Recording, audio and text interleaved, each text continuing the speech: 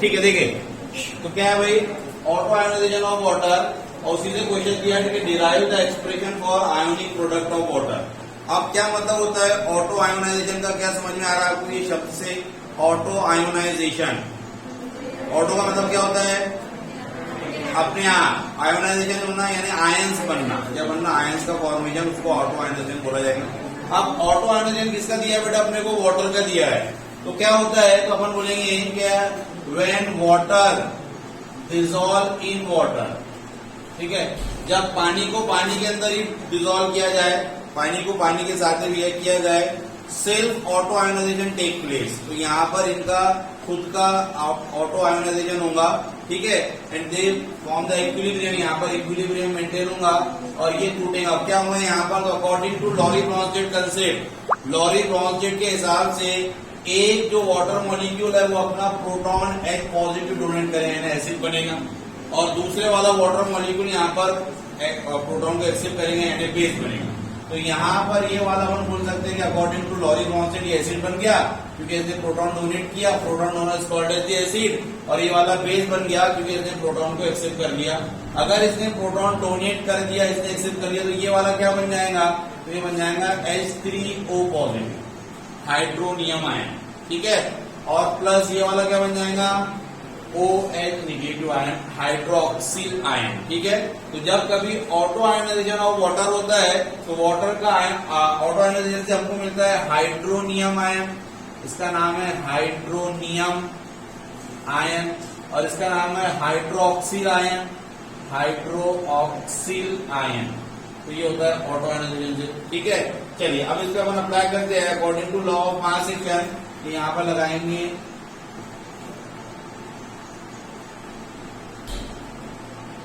तो बोलो भाई, K इज इक्वल टू क्या लिखो? कौन बताएगा जी? K इज इक्वल टू क्या? K अनन्या बोल भाई,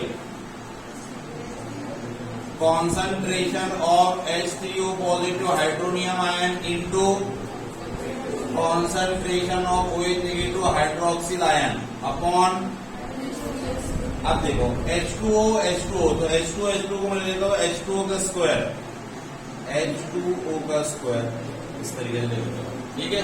दो वाटर मॉलिक्यूल है तो दो वाटर मॉलिक्यूल को मैं H2O का स्क्वायर लेकर ले लेता हूँ। अब ये आ गया अपने पास में इक्वेशन, ठीक है। अब क्या करूंगा मैं, तो ये वाटर मॉलिक्यूल को इधर लेकर जाऊंगा। अगर वाटर मॉलिक्यूल को नेट का नहीं चलो दिखाई दे रहा, सबको समझ में आ रहा बेटा? ब्लरिंग वगैरह हो रहा क्या? देखो ये वीडियो वगैरह चालू रहा करेंगे तो तुम्हारे मोबाइल को वाईफाई से कनेक्ट मत किया करो। ये सब होने के बाद में फिर तुम भले जब कनेक्ट वगैरह, क्योंकि बेटा इधर ब्लरिंग वगैरह होता है, क्योंकि इतने सारे लोग कनेक्ट हो जाते हैं ना, तो नेट स्लो चलता होगा, तो ये सब प्रॉब्लम जाती है। तो जरा सा ये देखा करो। चले देखो, हाँ ठीक है,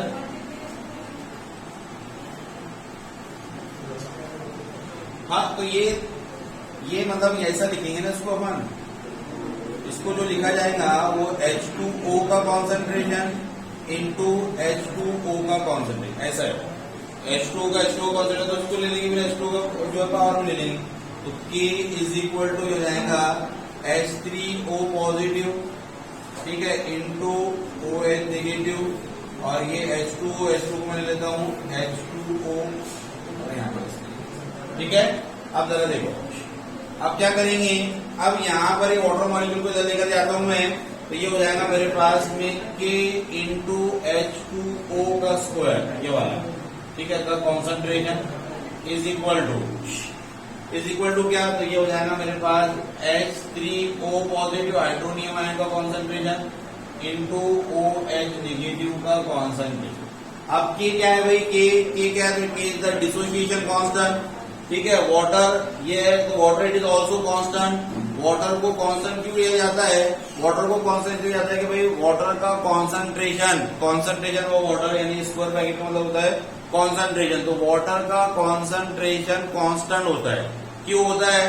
तो होता ये है, यानी ये समझा जाता है कि वाटर जो है बेटा वो बहुत ज्यादा क्वांटिटी में है, अगर आप उसको रिएक्शन में इस्तेमाल भी करते हैं तो उसके कॉन्सेंट्रेशन में कोई फर्क नहीं पड़ता। जैसे समंदर से हम 1 2 4 5 बकेट पानी या ड्रम भर के पानी निकाल ले, तो क्या समंदर की क्वांटिटी में कोई फर्क पड़ेगा? नहीं। अपन बोलेंगे यार पानी पे कोई फर्क नहीं पड़ा है, जैसा कि होता है कांस्टेंट, ऐसा मान लेंगे। समझ में आया? तो वाटर को बेटा यहाँ पर ऐसा क्या माना जाता है? कांस्टेंट माना जाता है। क्योंकि भाई वाटर बहुत ज्यादा क्वांटिटी में है। ठीक उसी तरीके से जैसे समंदर से पानी कम करने पे समंदर की क्वांटिटी में कोई फर्क नहीं पड़ेगा, हम बोलेंगे अभी भी कांस्टेंट ही है, हम यहाँ पर भी वही लेके चलेंगे। ठीक है, तो एक कांस्टेंट मल्टीप्लाई बाय दूसरा कांस्टेंट, तो यहाँ पर it generate the new constant. यहाँ पर एक नया कांस्टेंट मिल जाएगा जिसका नाम होगा KW। What is KW? तो KW जो है हमारे पास में वो है आयोनिक प्रोडक्ट ऑफ वाटर। क्या है? Ionic product of water. यही क्वेश्चन था अपना कि derive the expression for ionic product of water, KW derive करो। तो KW बराबर क्या हो जाएगा? तो KW बराबर हो जाएगा concentration of hydronium ion into concentration of hydroxyl ion.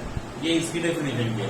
Ionic product of water is defined as the concentration of, it is the product of concentration of hydronium ion and the product and concentration of hydroxyl ion. इन दोनों का product इसको कहा जाता है KW, ionic product of water. समझ में आया सभी के? एक और चीज है, at 25 degree Celsius, 25 degree Celsius पे अगर अपन बात करें तो 25 डिग्री सेल्सियस पे बेटा जो वैल्यू होती है, द वैल्यू ऑफ KW यानी KW is equal to 1 into 10⁻⁻14। ये याद रखेंगे। सीधा एमसीक्यू में क्वेश्चन आएगा कि 25 डिग्री सेल्सियस पे जो KW यानी आयोनिक प्रोडक्ट ऑफ वाटर होता है उसकी वैल्यू होती है 1 इंटू 10⁻⁻14। ठीक है, KW it is the temperature dependent, यानी ये टेम्परेचर पे डिपेंड रहेगा। अगर आप टेम्परेचर को बदलेंगे तो KW की वैल्यू भी बदलेगी। ठीक है, बात समझ में? तो ये भी याद रखना कि KW ये टेम्परेचर पे डिपेंड करता है। 25 डिग्री सेल्सियस पर ये वैल्यू है, अगर आप टेम्परेचर को चेंज करेंगे तो आपका KW की वैल्यू भी चेंज होती चली जाएंगी। तो at 25 degree Celsius KW is equal to 1 into 10⁻⁻14 ये होता है। क्लियर है? समझ में आया सभी के? तो ये हुआ बेटा आपका auto ionisation of water. Water का ऑटो आयोनाइजेशन भी देख लिया अपन ने, और उसकी भी जो क्वेश्चन है यानी अपने को ऑटो आयोनाइजेशन नहीं पूछेगा, यहाँ ये पूछेगा कि derive the expression for ionic product of water. अपन ने उसको एक्सप्रेस किया, एकदम आसान है, शायद सभी को समझ में आ गया होगा। क्लियर है? सभी के समझ में आया? तो स्क्रीनशॉट वगैरह ले ले।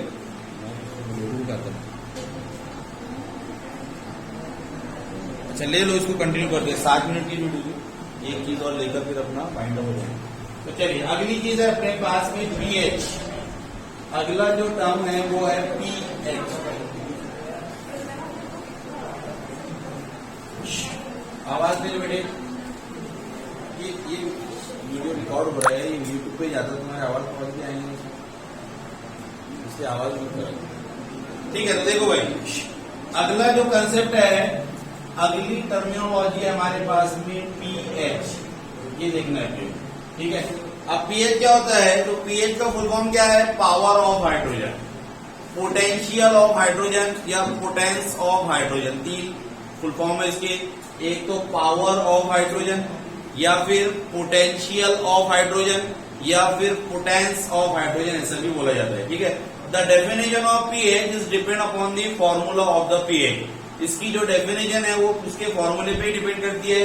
क्या फॉर्मूला है जी? तो फॉर्मूला है pH is equal to minus log to the base 10 और concentration of H positive ion.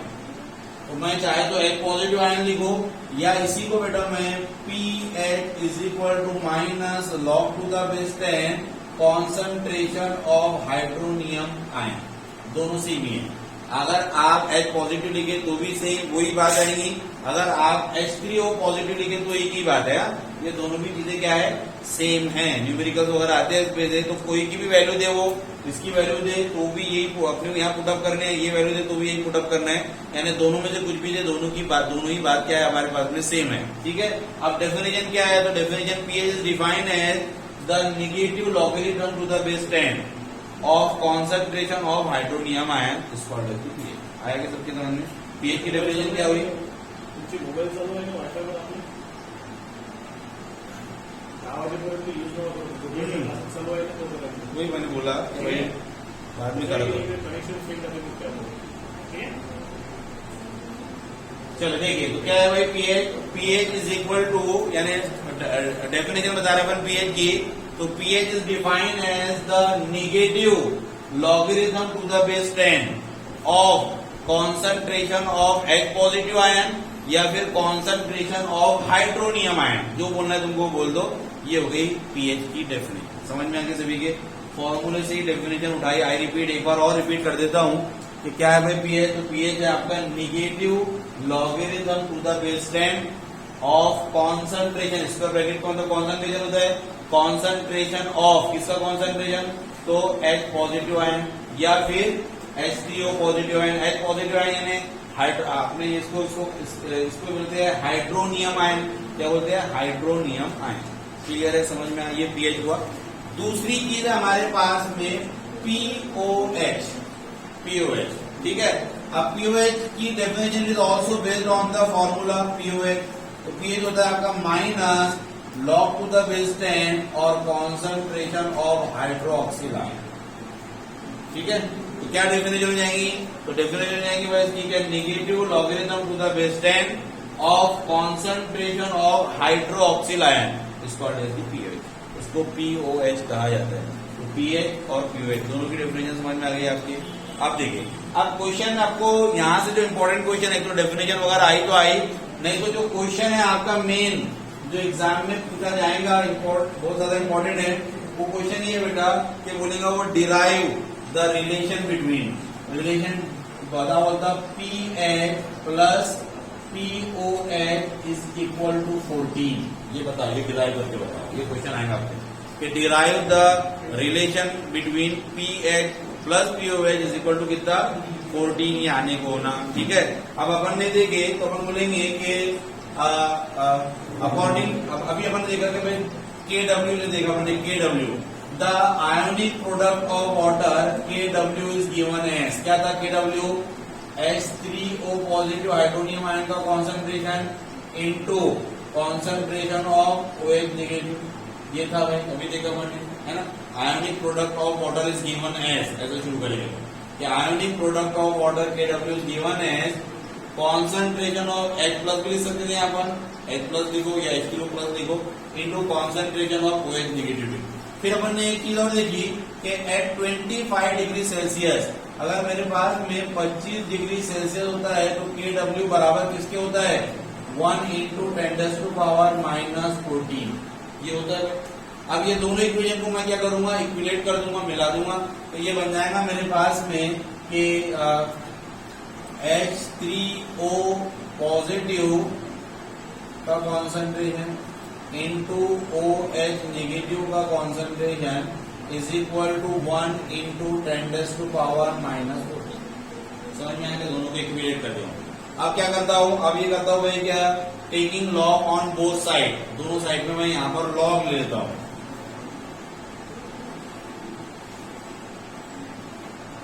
Log on both side, दोनों साइड पे अगर अपन ने लॉग ले लिया तो ये हो जाएगा, बोलो लॉग, ठीक है बेटा, टू द बेस 10, ये हो जाएगा concentration of H3O positive ion, into का क्या हो जाएगा, प्लस हो जाएंगे, तो प्लस हो जाएगा इनटू का बेटा लॉग में, तो जाएगा आपका plus log to the base 10 concentration of OH negative ion is equal to log to the base 10 जो हो जाएगा 1, यहाँ पर भी आएगा तुम्हारे पास में प्लस, ये आ जाएगा तुम्हारा लॉग टू द बेस 10 और यहाँ आएगा 10⁻⁻4। समझ में आया यहाँ तक? इक्वेशन क्या किए, दोनों साइड पे लॉग अप्लाई कर दिए। ठीक है। अब अगली टर्म ये करेंगे अपन यहाँ पर कि दोनों साइड को नेगेटिव साइन से मल्टीप्लाई करेंगे। यहाँ पर भी नेगेटिव ले लेंगे, apply negative sign on both side, दोनों साइड में मैं अगर नेगेटिव ले लूँ तो यहाँ जाएगा मेरे पास में minus log to the base 10 concentration of hydronium ion, ठीक है, यहाँ रहेगा plus log to the base 10 minus में रहेगा ये भी, यानी तो माइनस हो जाएगा आपका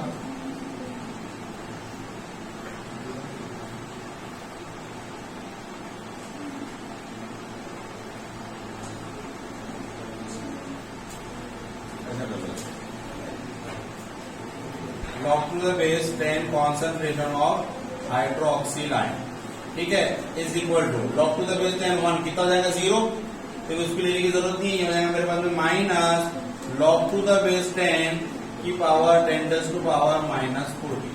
ठीक है, अब भाई log क्यों लिया गया, तो log इसलिए लिया गया बेटा कि अपन ने देखा कि minus log to the base 10 का minus negative logarithm to the base 10 H3O positive को ही बोला जाता है pH, इसको तो pH बोलते हैं ना अपन, और minus negative logarithm to the base 10 concentration of hydroxyl ion को क्या बोलते हैं अपन, POH। तो ये हो जाएगा हमारे पास pH प्लस ये हो जाएगा POH इज इक्वल टू, अब यहां देखो, अब इसको मैं इधर लाऊंगा, -14 को इधर लाएंगे अपन, log to the base 10 A का पावर B, ऐसा फॉर्मूला है ना, या M का पावर N लेके चलो तो वो N सामने आ जाता है या B सामने आ जाता है, आएगा याद आया क्या, log के फॉर्मूला याद आएगा, तो वही कर लेंगे बेटा अपन। तो यहाँ पर आकर ये हो जाएगा तुम्हारे पास -14, यहाँ रहेगा तुम्हारा log टू द बेस 10। ठीक है, यहाँ बच गया तुम्हारा कितना 10 बच गया।